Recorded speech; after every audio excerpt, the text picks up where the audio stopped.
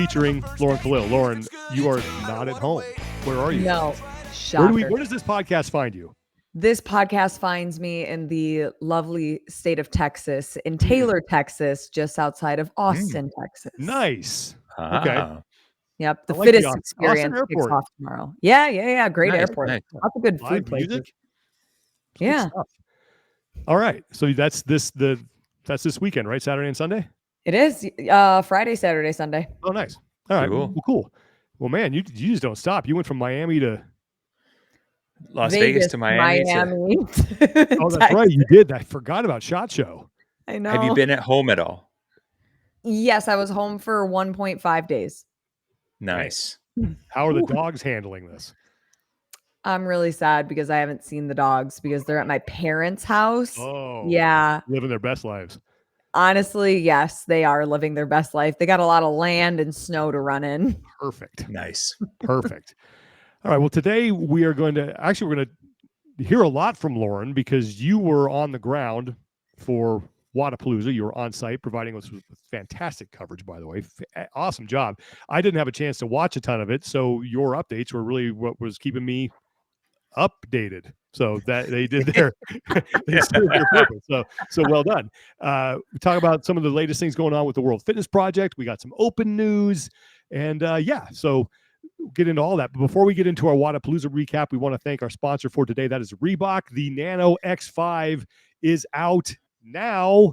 You can check it out. I know we gave some away at the happy hour. How did that go with the people? Oh yeah. Oh my gosh. So it was so good because most of them went to CrossFitters, but then we had kind of random sizes left at the end.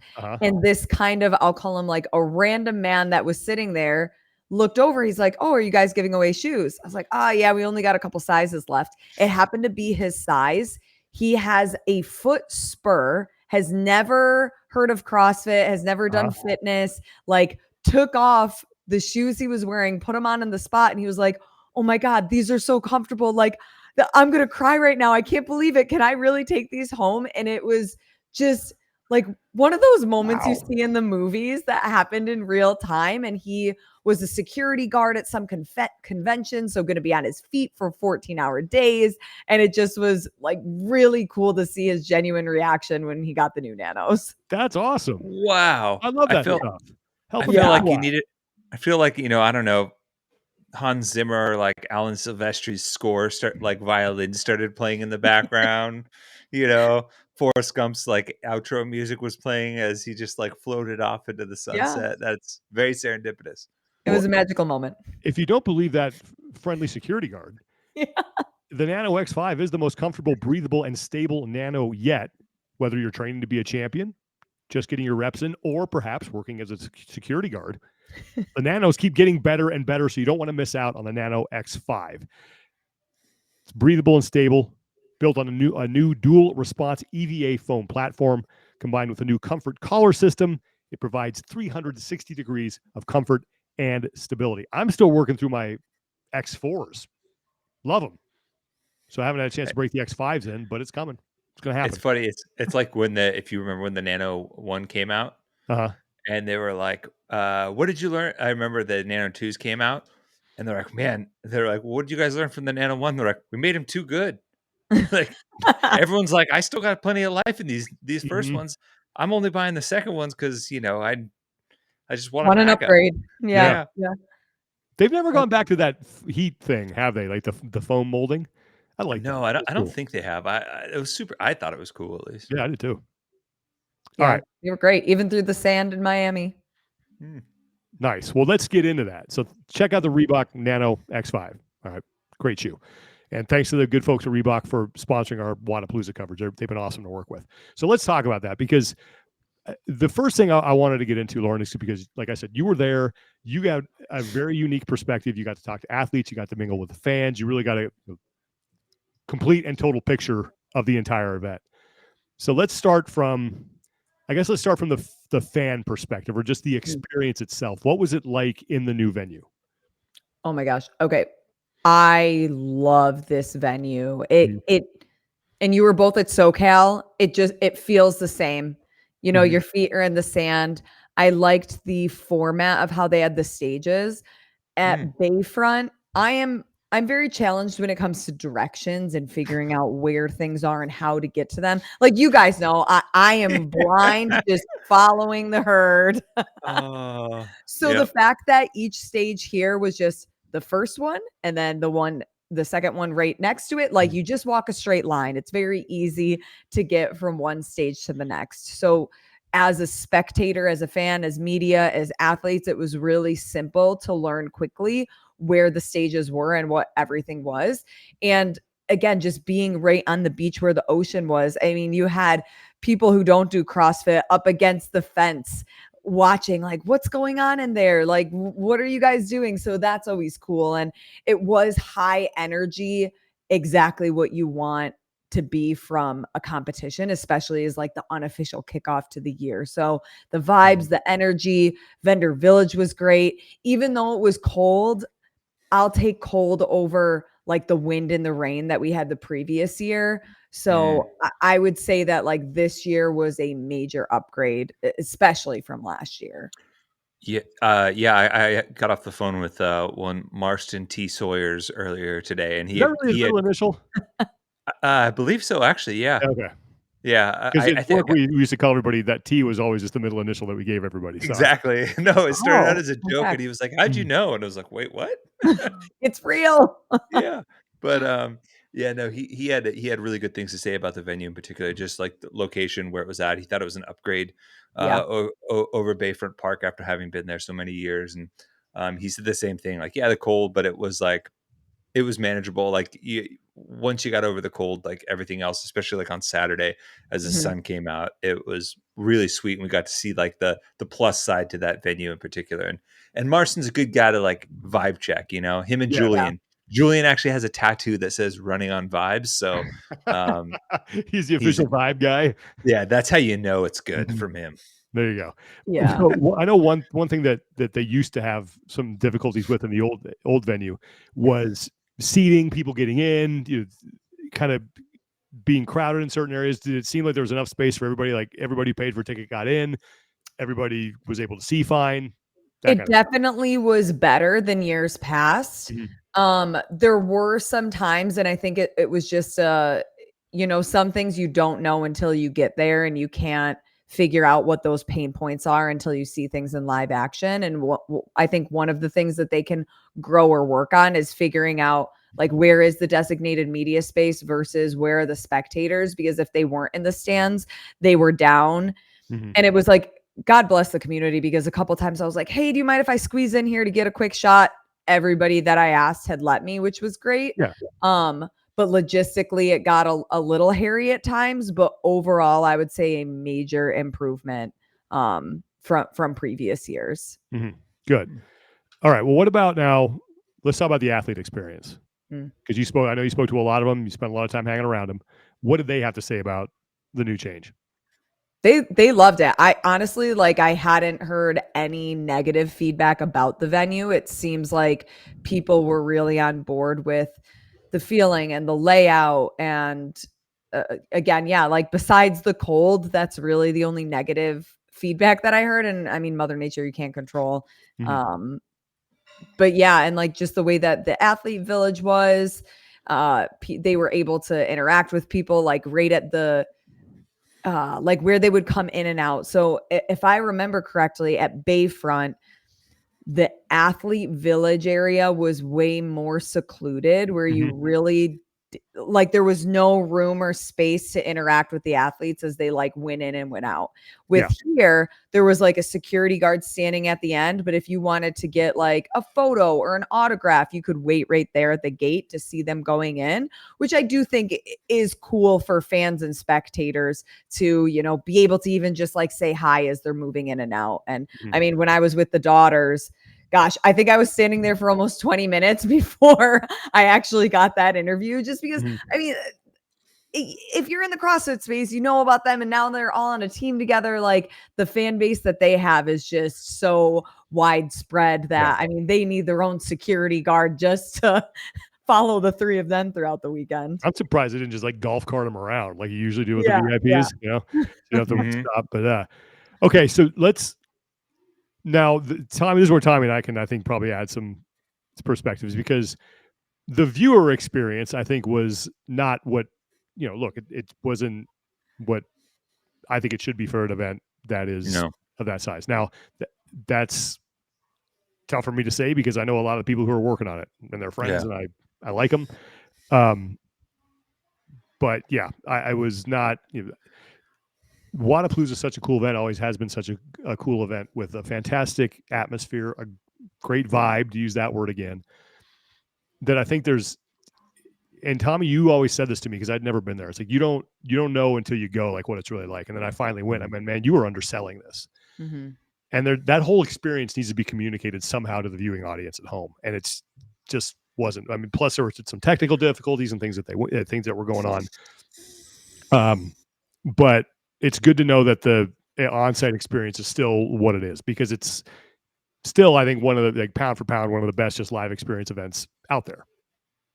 But for sure, the viewing experience, I think, left a lot to be desired for a lot of people. And I think that, the numbers, I've never kept an eye on the numbers before because I've been somewhat on the other side of it. So I didn't know what, like, live peak concurrent were. And I could be wrong about this, but I was checking in every now and then. And the most I saw, like, concurrent, were like 11,000. And I think that was when Guy was lifting. Yeah. Yeah. It's tough. I mean, like, look, like, and I know you feel the same way, Sean, like, ultimately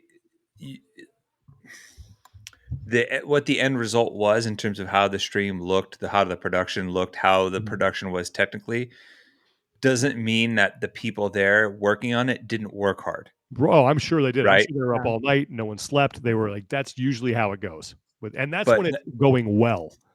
But that also doesn't guarantee that it's going to be a good product, particularly if those people ultimately were in over their head, which is, I think, was the situation here. Yeah. Because it was a difference. It was a change up in how things were run.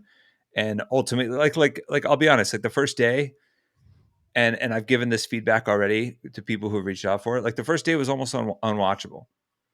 And that's tough, right? Like, there was a lot of technical issues, and not technical issues where, like, it's like bad luck. It's like technical issues where there are certain things that, like, the camera's not matching, and, like, cutting to a camera that's pointed at a keyboard, like, that's like basic stuff that should be covered. So, they got better each day, but still I was trying to check in with Lauren a bunch just because, like, it was tough to follow at times. But hopefully it's a learning experience, because Wodapalooza, like TYR Wodapalooza is a great event. Yeah. And it's an awesome event. It's one of those, not if perfect. you can't go to the games, Yeah, maybe you can't make the Invitational, but you can make Wodapalooza. You're gonna have a great experience.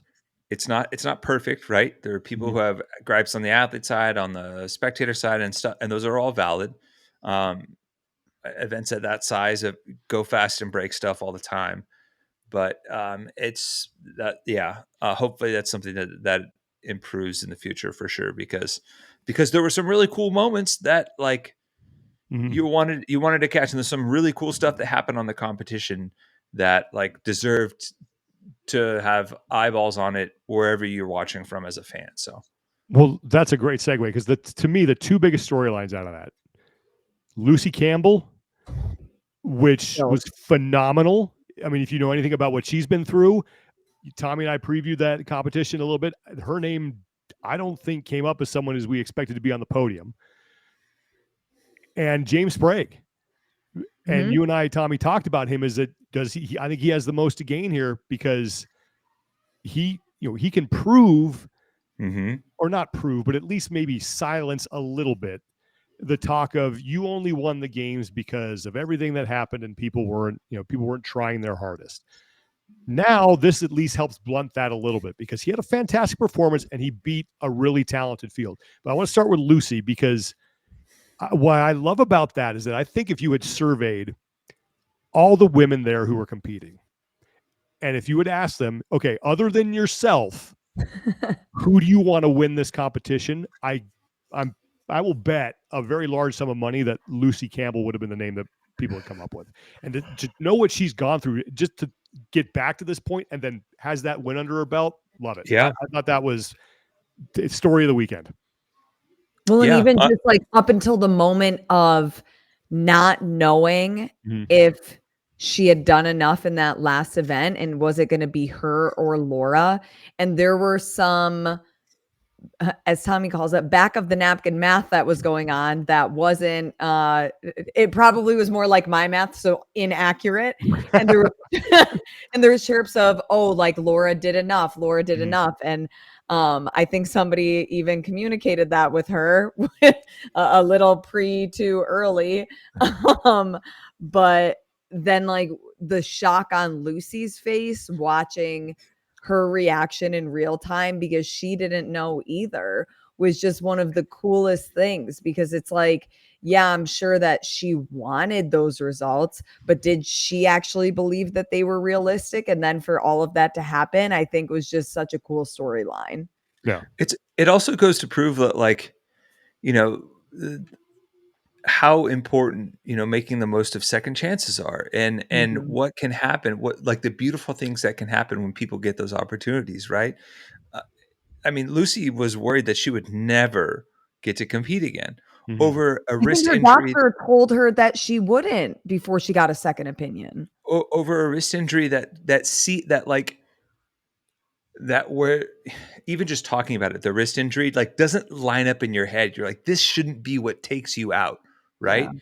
I know it can, and it's very real, but it's like, God, she's such a good athlete and she's such a good human that, like, man, this can't be what ultimately, like, takes her out. And it didn't. And she stayed the course and she fought for it. And she overcame some really dark times. And has even, gone down other avenues, like jumping into the booth, which she was fantastic at. She's great. She is great. Yeah. And the end result is that she gets to have a moment that I'm going to argue maybe only a handful of people in the sport will ever get to have, in winning a major event and beating Laura Horvath in the POS. And, like, Laura was fantastic all weekend long and deserves her flowers too. But for Lucy to come off a 36th place finish in the weight event, see her, like, lead in potential chances almost evaporate, then to turn around and just, like, go second to rebound from that. I mean, that to me speaks of, like, a woman with nothing to lose, right? Because it's almost all been taken from her already. Yeah. And it reminds me of, stories like Will Morad, who thought he was done from an autoimmune disease and was able to get back and make a top 10 run at the games. It's like, those are awesome stories. You love to see it. It couldn't have happened to a better person. And it's just, like, such a cool moment. Like, it's that's the stuff that we show up for in the sport, for sure. Mm-hmm. Well, now what about James Sprague? Because if Lucy doesn't win, to me that he's the biggest story, just because of everything that I think he wanted to prove. Yeah. And we're still early, haven't started the Open, haven't started anything, but he absolutely, and I don't know if like he would have deserved to be in this conversation because he was the defending champion. But I think if you go into the season, you start saying, okay, who could win the games on the men's side? Is he the first name that comes up, or is he the third name or fourth or fifth name that comes up? Maybe not. But now after this, I think you probably need to start putting him in there, at least in the top 5. Yeah. It sucks, because what ultimately hurts his case here, I think, and this is what it's the unfortunate circumstance that we're in today's day and age of, like, how, like, loud negative voices and weird troll opinions get elevated on social media, is that the haters are going to point to, like, well, Adler wasn't in the field. Yeah. Right. And you kind of have to think that. You kind of have to think that way, like, Sure, right? you Like, do. all right, well, yeah. And I don't think it makes his win any less important. He deserved to win. He was just, like, just seeing how he competed, he was just better than everybody on the competition floor. It was clear, like, James Sprague deserved to win. And he's only 21. He's young. He's super I knew young. he was young. I just looked up his games profile because I was curious on actually how old he is. Him and Dallin were in the teenage divisions together. Yeah. Well, I wonder if what's happening here is I don't really know how to phrase this. Maybe you guys can help me, but like growing into himself and like he's hitting that turning point of going from a boy to a man is kind of what we're seeing in the last year. And even just talking with his coach, Matt Torres, and all of the work that they've been doing. And, they communicate every day, and just like their training volume and the mindset and making sure that everything is clicking. I just wonder if this is like the James Sprague turning point of where he's now going to constantly be in that conversation. I wouldn't doubt it. There's certain aspects of his game, like his cardiovascular endurance and his aerobic capacity for like monostructural work is elite. It's like up there with the best, right? And he's always in the conversation when that hat shows up. He's excellent at swimming. He has worked on his weaknesses. I think the wall facing handstand push-ups being an event that he actually did really well on, with that being like a kind of a turnaround point for the 2 rounds of that event, we're kind of like, oh, dang it. That was a big weakness for him. And he's starting to work on that. And he's getting better at it. And I think we're starting to see that, like, for sure.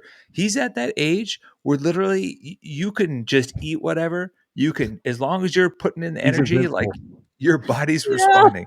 And like, this is pretty well documented across other sports too. Like there's a famous story of how like Scottie Pippen grew 6 inches in college. Right. Like, and there's all these stories. I mean, anecdotally, like I remember specifically from my sophomore to my junior year, like suddenly I was running past people I wasn't running past in lacrosse again. And like I was hitting people and they were going down, or like, my shot was harder, and all, that stuff happens. You just like grow into your body more. Yeah. That comes with the territory. But I also like, he has also had to fight an uphill battle, and some of it's his own doing too. Like I love James. He's a friend of the program. He knows, like, great kid. We support him, and his whole family, his dad too. Oh, like his dad's amazing. Great people. You cannot, like, if you're around them and you don't smile just from the positive energy that you're always getting. I don't know what to say to you. But he has gotten pushback online, like because of his, and this is what's tough, right? Like his tone and exuberance around the events at the games, right? And it sucks because you're like a 21-year-old guy accomplishing something that that was maybe been your dream for a while, and you're doing so in a sport that is like quite literally saved your life, right? And you're just so full of all these emotions and things, and yet it's juxtaposed with like the biggest tragedy our sport has ever seen. Right. Yeah. And it's very easy to get caught up in that. And I think he did a little bit, and and it came across funny in some interviews for people too. And I heard someone say this, and I thought it was appropriate, right? Like if you brought a golden retriever puppy to a funeral, their energy would feel a little out of place. Right. Yeah. And that's fair. And I think he's been kind of like combating that with his performances since. Some people pointed to, like, obviously with Rogue, he had pneumonia, but here he was healthy, and he beat a ton of elite guys, podium finishers, people that a lot of people have earmarked for podium performances at the games. And he deserves all the credit for that. Yeah, for sure. Okay. Anything else you want to add about Wodapalooza before we move on? I mean, there were some great performances on the individual side. I think, obviously, like, we're used to seeing names like Vellner and Garrard and Koski, but like Austin Hatfield did a tremendous job. Oh my God. Yeah. Winning 3 events across the weekend. I believe he closed day 1 with a win, and then swept 2 of the last 3 events. He went 1-1-2-1 in the final of 4 events. Wow. To make the podium, and he was a man possessed, and he did great. It was good to see Yona back out there performing at a high level. And then I thought like the guys that fell out the rest of the top 10 all deserve credit. Like Agnol, strong performance. Harry Lightfoot, Jack Farlow after missing the games last year, bouncing back, and Max Krieg doing top 10 ahead of Nick Matthew and Guy. All tremendous performances. Guy's 400-pound lift was criminal. Oh, God. That was insane. Insane. It's the best lift I've ever seen in CrossFit competition. That guy, he gets a little heat from people about, he's a one-trick pony. I'm like, so what? Right. Like, he's an entertainer and he's strong. And if you're not entertained by him, go home. Like, yeah, I'll watch that guy lift all day. Oh, I'm sorry. Like, your one trick is the thing that everybody loves the most in this sport. Like, Whoops. Boo-hoo. Yeah. Sorry for partying. Jeez. There's what kills me about that is that when you watch that, there's no like struggle. It's just bam, bam, up and down.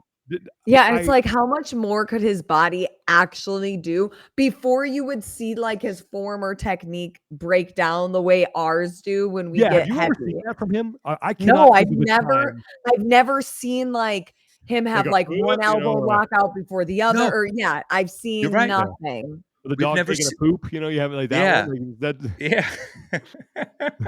We've never seen that's funny that you mentioned that. I've never seen him like Right? press out a jerk or like, oh, it's always just been like, yep, I got it.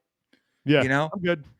It's like, I do wonder what like a true max looks like for him. He doesn't know. I've interviewed him before, and I asked him. He's like, I actually don't know.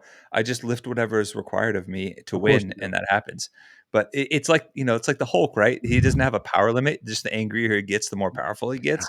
Like just the more weight you put on, the stronger he just naturally gets. He's like, I saw weight on the bar, I'm going to lift it. I lifted it. What was I supposed to do? Not lift it? Yeah. So there was, obviously, like Laura did great, but like I thought Alexis Raptis looked like she was just a different athlete this weekend. I think she's definitely on the ascent. She's finally turning through her stomach issues that she's been dealing with for a long time, and you could just see the relief on her face when she was like getting done with the events, and she's like, I can actually like fuel myself, which is impressive that she was able to do what she was even without that. So okay. That's it. That's all I got for the individual side. Obviously, like a ton of strong performances. Elisa and Emma in the top 5 is fantastic. Like you mentioned, Spiegel really usually does well here too. And just it's always good seeing a lot of high level individual athletes out and competing and just kind of seeing some new little wrinkles to their game a little bit. So and the teams are always fun. That was a good time. The boys. Oh, the boys. They're so funny. I was like, how are y'all celebrating? Going to bed. Spoken like a father of 4. Yeah, no lie. You know it's funny? I will say this because it's been a wake-up call for me recently, as you guys both know. I remember talking to Rich in Dubai one time, the year he programmed, and he flew over, and like he had like I think that the event got him like good, like really nice seats on the flight over. And so I'm like, oh, dude, what'd you do with this? There was the seats. He was like, slept. Nothing. I just basically slept the whole way. And I'm like, and it was glorious. I was like, really? Like, why would you do it? Like, this is such a cool like experience. And I remember one time, like last week, I was holding my son. I was like, oh yeah. Now I get that. I was like, because I was thinking about like what my first flight for a trip would be like, and I'm like, oh, I can't wait to sleep. And like the light bulb. Rich. Yeah. Get ready for your first trip with your son on a plane. You guys are going to bring so much crap just because you got to entertain them. You just got to keep entertained. Like what it's, you're like a Sherpa. I'll never forget going to the games that one year with my son, and I had all of our gear plus all of his stuff. I mean, I think we set a record for the amount of crap that 2.5 people can drag through an airport. So get ready for that. Okay. Well, let's move on to talking about the Open and some other things, stuff for the World Fitness Project. But before we do that, I want to thank our other sponsor for today. That's Thirdsy and their rest and recovery collagen that we all swear by. I absolutely love it. Drink it every night. Helps me get to sleep faster, stay asleep longer, and wake up feeling more refreshed. It has all kinds of great ingredients in it. It doesn't have melatonin, so it's not habit forming. It has GABA, L-theanine, magnesium. Those are in there to help calm your central nervous system, so you feel good when you get in bed and pull the covers up. It's a little colder out. You snuggle in there and blast. You're asleep. Stay asleep longer. Nice. I get more deep sleep I do get is a lot more efficient. So Thirdsy has been a godsend to me recently. So big thanks to them. If you guys want to check it out, I recommend you do. Thirdsy.com. That's THIRDZY.com/TEF. Gotten a couple messages from people like, hey, your code doesn't work. No, you don't have to put the code in. You just go Thirdsy.com/TEF. 20% automatically added. You're good to go. It's great tasting. The stuff works. And like I said, they've been fantastic partners. We really appreciate their support. They're great people who make a really good product, and check them out, please. Cause they're they're doing the right things over there at Thirdsy Incorporated. That's Mm-hmm. The best. Got the travel packs with me. Yes, you do. Yes, you do. And that looks like you had a good hotel set up there. So hopefully the Thirdsy just puts you over the top and get you a good night's sleep for what you have to accomplish over these next 3 days. All right. First thing I want to talk about is World Fitness Project. They continue to sign athletes. Listen to this list. You got Olivia Kerstetter, Danny Spiegel, Lucy Campbell got signed. Like that happened pretty quickly after she won. So she's in. Noah Olson's in. Pretty cool. Didn't think we'd be seeing him in individual competition again. Yeah. But he's back. Jonakowski, Haley Adams, Paige Semenza, Luka Jukic, and Danielle Brandon. I think those are all the latest since we've checked in with them. But they got a good roster of athletes there. They're going to be part of this. Plus, then you got to add in, whoever's going to join them on the elite competitions. But I think it's going to be fun to keep an eye on. Oh, absolutely. And I believe it's open now. The qualifier for their Challenger 1. Mm-hmm. So if you want to try and get obviously top 10 finishers in that earn into the that top division, like the pro field essentially, and then you get to potentially earn your pro card for the next year. So pretty sweet. It's awesome to see Lucy have that opportunity. Obviously, Olivia is one of the bright young stars in this, and awesome. I mean, we talked about like having an awesome like ace up your sleeve for her lifting too. That's great. So, but she's still under the expert tutelage of one Jacob Hebner, correct? So he is not her day-to-day coach. He's like he like helps out and advises, but she is more. She's like the wise man. He's like, yeah, exactly. And he's like she's big brother. Let's oversee and have her come train when she's not in college. Perfect. Like when you like the first time your dad let you go to, like, you signed up for a team where your dad wasn't the coach, and like you go to practice and you look over in left field and your dad's just leaning over the fence just watching, and like he's not coaching, but he's got a whole notebook. Yeah, exactly. Yeah. That's what Hefner is. All right. So World Fitness Project continues to make news. Continues to assemble a very impressive roster of athletes and 3 events. Arizona, Indianapolis, and Copenhagen, right? Those are the 3? Yeah. Are they in that order? Or is Indianapolis first? I believe India is first, and then Arizona, then Copenhagen in December. I mean, if you're Noah Olson, why not? 3 events. I can handle that. Good for him. It'd be good to see him out there. So, okay. Another thing we want to talk about is the Open. So we've been keeping an eye on that. Sorry. Wodapalooza's new dates for next year. Right. They're moving to March. They're moving to March. That's interesting to me. And it's like, because it's right. It's like would be in the middle of the Open, right? Like, okay. After. So an idea. Okay. I'm going to throw it out there because maybe this idea has already been thrown out there. What a great vibe and atmosphere if Wodapalooza next year programs whatever the open workout is for that week for people to do live. For the first workout. So it's not impacted. Yes. I would have it be the first workout of the weekend so everybody can do it fresh. Yep. I think that'd be a great idea. To like kick off Wodapalooza 2026. And you make it the gauntlet. So everybody showing up gets a judge, gets to do the gauntlet. I love it. I don't know if that's been floated elsewhere. Apologies if that's gotten stolen from somebody, but I haven't heard it. So I love it. Or they're moving the open dates. Who knows? Also could be. Yeah. Who knows? But I like that idea. Like if you're going to have your competition that close to what looks like would be an open week, why not make it part of it? It's be a great move for CrossFit too. Have a live announcement from there where you're already going to have the fans. You're already going to have people. Yeah. And you could, like you said, you can make it part of the event. I mean, good luck having any sort of like secrecy, right? Like, no. I mean, but then again, that they don't have it anyways now. So that's, but it'd be cool. It would be a great idea. Would be cool. I love that. I'm a fan.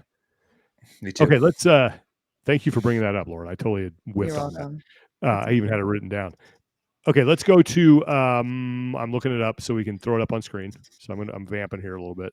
That is open registration. Good news for the open is that they have started to close the gap a little bit on last year. So I have it right here. So they're down now, according to Mike Halpin, and I have no reason to doubt his fine work because that guy is a smart cookie. We're at 42,877 day 15 of registration. That's down 39.3% year over year, which we were talking a week ago, and it was about 50. Mm-hmm. So registration is starting to pick up. Still, not where they want it to be, but I think right now, if this trend continues and they only have a 30% drop from last year, that's where we net out. I think maybe that's a win for CrossFit. It's close, right? Like 30%, would be a little bit under 250, right? 250. 250. I feel bad because I know that's like something you and I do all the time, but Lauren definitely doesn't know no the clue. 250. And explaining it only makes it worse. Yeah. Okay, we could just gloss over. But yeah, people, I don't think anybody expected an increase after last year. I think it was only 6%, which is good. You grow your business 6% steadily each year, you're winning. Mm-hmm. But it wasn't these sort of large leaps that we have taken year over year. And given everything that's happened, I think everyone expected there to be a drop. The question is, how bad is it going to be? Yeah, does it? 30% is, it's not great, but given the circumstances, I think they might, like, if you told them right now, you're only going to lose 30% by the time this is all over, I bet they would probably sign up for that. Yeah, potentially. Yeah, it's hard to say what exactly their metrics are, right? Because regardless of what like Dave or Don or anyone gets in front of people and says, like ultimately what really matters is what the bean counters and people at the top ultimately feel, right? Like we can get the lip service or, hey, like this is great, we're happy to see this many people. That's fine. But if they're secretly behind closed doors, like getting yelled at and getting the riot act read to them, because that's a trend.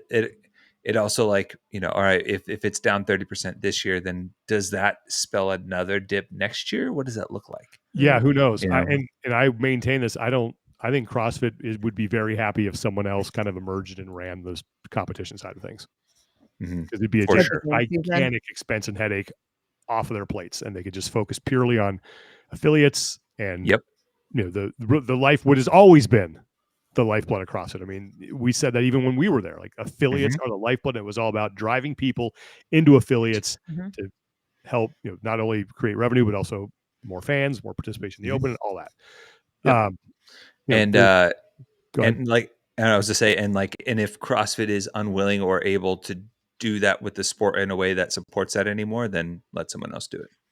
Yeah, exactly. And look, you've already had athletes like, no shock, like Luka Jukic is saying he's not in. It seemed like Chandler Smith was saying he's not doing it, based on some posts that he had kind of at the beginning of this thing, but who knows? I haven't been keeping tabs on who's signing up and who's not, but we'll see. We'll see where it nets out. I mean, there's a lot more on social media that you're seeing about it. I think they put something up today about affiliate prizes, which is all good. I like that stuff. I think that should have always been part of the open. And I still like the community cup. I think that's a cool thing too. And so there's a lot to like about what they're doing with the open. It's just a matter of, is it, I think you said this before, Tommy, like, is it too little too late? And is it even landing right now with people and motivating them to want to show to sign up? Yeah. Well, I mean, and this kind of leads into, what our next point on tap for today was, is like, we already getting some of the details of what that might look like in terms of like workouts and involvement and like open announcements and stuff like that, and what they're doing or what's definitely going to be different this year. Yeah. Well, okay. Let's talk about that, because Dave Castro, on his most recent week in review, kind of revealed two big things about the Open. One is that there will be a repeat workout, which great. Boy. Do you have which one would you like to see again? If you could pick.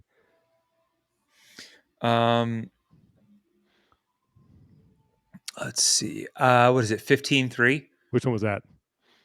Wall balls, double unders, and ring muscle ups. Oh yeah. And didn't they start with ring muscle ups? Yes, 7. That was the one that started with 7? I believe it was 7 ring muscle ups, then 50 wall balls, and then double unders. Yep, I remember that one. Okay.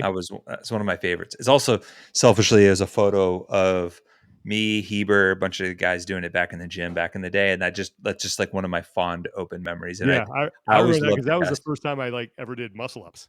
Yeah, and I did a bunch. Yeah, heck yeah. I don't know, I got 3 or 4 rounds. I can't remember. Ooh, good job. It's also one of the more impressive Open performances I've ever seen was from our good friend Carrie Hare. That's right, because that was the year he was going for regionals, right? Yep, and he did it like 3 times. I think he did it 3 or 4 times in a 24-hour span or something like that. It was wild. Lauren, which one do you want to see again? I believe it was 27, 21, 15, 9 of thrusters chest to bar. Why would you pick that?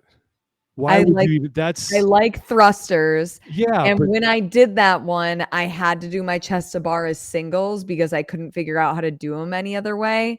And now, I string them as chest to bar. So I would like to see my own personal improvement. That workout was gross. I remember I did that in my garage just for funsies. And I remember just having this thought. I think I got into the second round. I was in the second round of 21, and I looked at the clock. I went, Matt and Tia were done by now. This is sad. Yeah, this is sad. I don't want to do this anymore. So that I don't know. I think that if they're going to repeat one, it should be a 2-parter. Was that 15-1 where they did it was Rich and Matt went head to head, I think at Reebok headquarters, and they did. Yep. It was like a deadlift power, or it was like a power snatch, toes to bar. Yeah. And then they did a back flip. Yep. I also like the one that finished a couple years ago. It was like the thruster, front squat, like pull up, bar muscle up, like mixture that all the handshakes did together. Yeah, I like that one. I like that one a lot. That was cool. That was a good one. I like the gated one that was double unders, toes to bar, and then each gate the clean would increase. That was a repeat from 2016 that they repeated already. But a third repeat, who knows?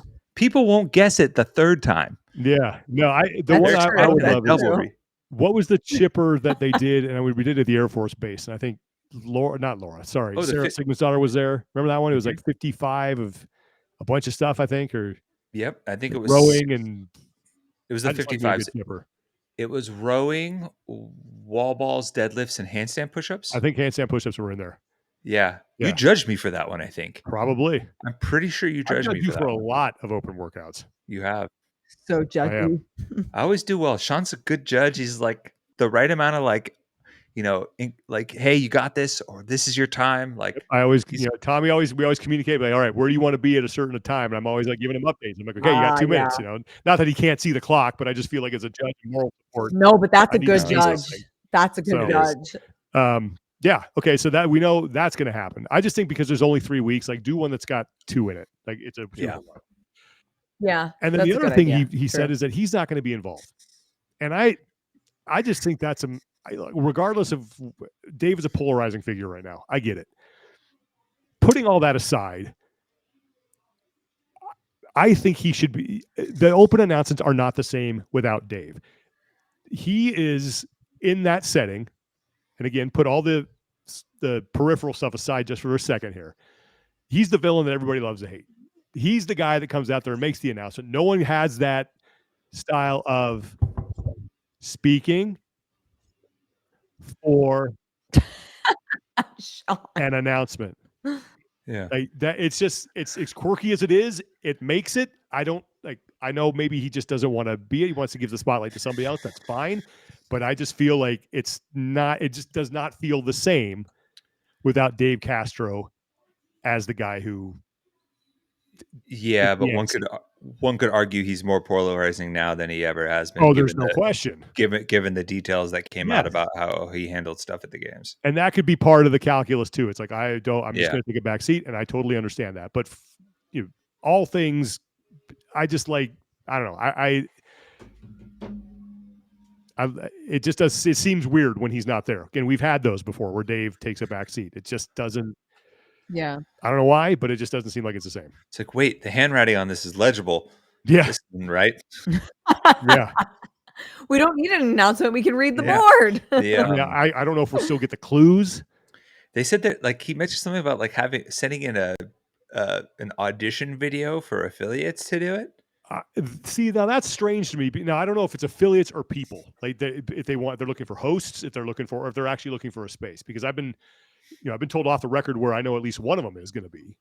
Mm-hmm. So I can't imagine that they're actually still looking for at this point. I mean, we're a couple weeks away. Looking for places to host these. How many weeks? We're like How many 2, weeks away are we? 3. It's the 27th, right? 3, 4, the 27th. Yeah, 4 weeks from Is today. it 4 weeks from today? Okay, yeah. Sorry, I thought we were already in February. I'm an idiot. No, I'm not. 3, 4. So we're pretty much. Pretty much, we're in February. Not pretty much. You're an idiot. Is he muted for you too? Okay. I push the button with my I hand. do that all. I used to do that all the You're time. Right. That's why I can't hold that microphone because I'll hit it. Just had a little technical issue I had to overcome. But maybe they're looking for some people who can host it. They can put on camera and host it. Maybe because it's going to be, obviously without Dave, it's going to be different. I don't know what the setup is going to be. Given the things that I've been told and the people I've talked to, it's going to be different. So, yeah, who knows? But that just seems strange to me that, especially if it came to a location, because I'm thinking, wait, you don't have that nailed down yet? That's pretty. Yeah, that's pretty right? bad. We're. And like I said, I know where one of them's going to be. And unless this person's lying through their teeth, which I don't think they are. Like, we had run of shows for the open events. We were cutting like highlights and promos and matchups and all sorts of stuff. Yeah. That's no bueno. So it's going to be behind the 8 ball. We'll see where that goes. Yeah, but it will be. It'll be. It's always fun to see what they come up with, and that first workout is always so important. Because I feel like there are people who set the tone. Yeah, it sets the tone, and there are people on the fence who'll say like, I don't know if I want to do the workouts, and then they see it, and then it comes out, and then they see it, they're like, yeah, I want to give that one a try. I want to go throw it out with my buddies in the gym, and I want to give that one a try. So that's all I have to say about the Open. Anything else you want to add before we get to? So you don't want week 1 to be 7 minutes of burpees? I think that would be the no. Understand why they did that. Great test. I'm kidding. But no, no one wants to watch the 7 minutes of burpees. No one. If you want registration numbers to go back to 2012, yeah, which is when that workout was programmed. I remember I have a few vivid memories about like open workouts, but back in 2012, I remember I wasn't involved in the announcements because they were just releasing. They were pre-recorded, right? Pre-produced videos at that time. We did them. Yeah, 13-1. And I remember going back to my gym and everybody's like all excited. They're like, do you know? And I'm like, no, of course I don't know. Because I'm a lowly production assistant, and then the look on everyone's face when you refresh the website and they're like 12.1 is what? Oh, that was week 1. Yeah, it was week 1. And everyone's like, you can say something. Tough. And they're like, 7 minutes? You know which one? Okay. Burpees. The memory I have about that is that my L1, at the University of Nevada, Reno was that first week of the Open. And Russell Berger, who was, I think, the flow master at that time, did that workout on a break and he didn't show up to give his lecture. He was like MIA for the next hour and a half after that. That was a good test for him. Oh, that was a groove pitch to Russell. And he also had the ability. He has the ability to go like, like plaid. Oh yeah, You no know, doubt. like The one I want to see repeated, it was maybe it was 13-1. It was the burpee snatch one where yeah, the it was snatch the weight first got two heavier. combined. Yeah, Yeah, I like that one I'll because never that was forget. one where it's like I was terrible at snatching back then. Like I was Same, terrible at it.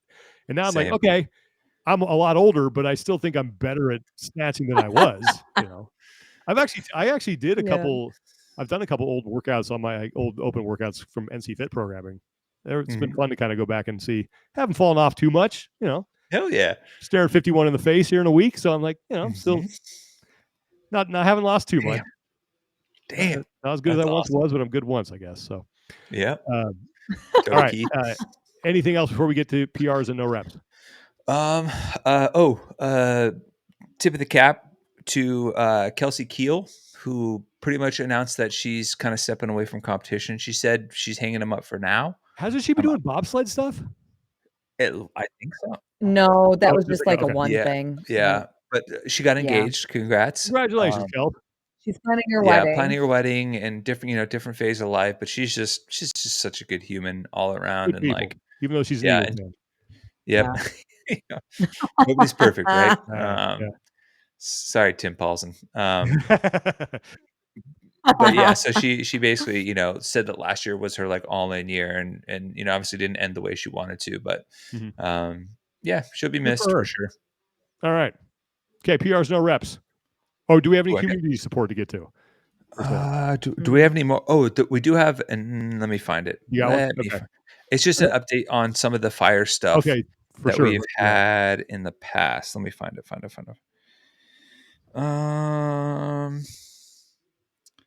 I can pop in a little bit if anyone has.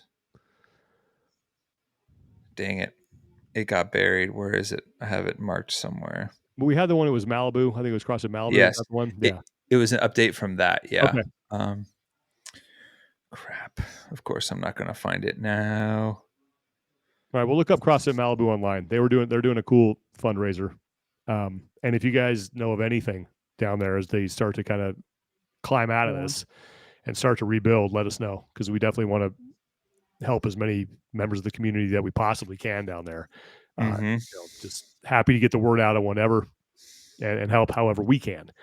All right. Do you want to you want to look at? I'll look. Let's do PRs and no reps, and you continue to look while you're. Yeah. You continue to Yeah. I have a bunch on both sides. You do. Yeah, I do. All right. Well, let's go no reps. So my first no rep is I don't understand where this came from, but in their post game interview, Travis Mayer like specifically called out people who said that who thought that they were washed. I don't know where that came from, but no rep to whoever thought they were washed because they won. That makes no sense. Yeah, I don't know, but All that was that. My other no rep goes to to Jerry Jones, Oh, the dude. owner of the Dallas Cowboys, who, when during a presser in front of the media, was asked about his thoughts behind all of the negative feedback from them hiring Broughton Schottenheimer, goes, "This is a tough job. It's not all what is he, sunshine and glory holes." Oh no! Did he really say that? He really said that. Oh, dude, That's amazing. Oh, Jerry. That is not the Jerry. phrase. Everyone's like, what did you just say? That's not good. Okay. Yep. That's Yep. hilarious. No rep. Lauren, you got no rep? Yeah, I'm gonna no rep myself. I almost missed my connection flight because I was in a really cool lounge and I lost track of time because like my eyeballs were too big on everything that was happening in this lounge. Yeah. And then I got a notification. It said, "We are now boarding your group." And then the countdown of when the doors close was on the top of my phone. Yeah, and I had 15 minutes and I didn't realize I needed to get on another train to get over there. And I had to wait for the train 7 minutes. I would have been crapping myself. I'm sweating. I can feel the steam coming off of my face and in my hair. And luckily I made it, but I would have really hated myself if my delay in travel was That self-inflicted. would have been awful. Mm-hmm. I was too busy eating hummus and grape leaves in this best. beautiful I love grape mountain. leaves. Place in Jacksonville, Florida. They're so good. Leo's Pizza Italiano. I think it's in Orange Park right now. At a pizza place? This guy runs a little. He This runs a is little. worse than me He runs a little. saying. When I was there, it was in San Marco. It was a little hole in the wall Italian Mediterranean joint, and his dolmas were unreal. And I think he's moved. I don't know if he's still there, but it's Leo's Pizza Italiano. If you live in the Duval, that you can go there. Best Greek leaves, and that's my no rep is their new coach Liam Cohen. Oh God, he said it was so bad. Who comes out? He's like Duval. I mean, it was awful. Like you cannot mess that up. You can't. It's so easy. Duval. No, it's like Duval. Like he just totally messed it. There's like some. You got to get the little things right. And when you're being introduced as a new head coach to the moribund franchise and the fans of that team, you cannot mess that up. Can't. No rep to messing up the Duval. PRs. You got PRs? I got 3. Lauren, you got any? Rapid fire. You can start. Lead us off.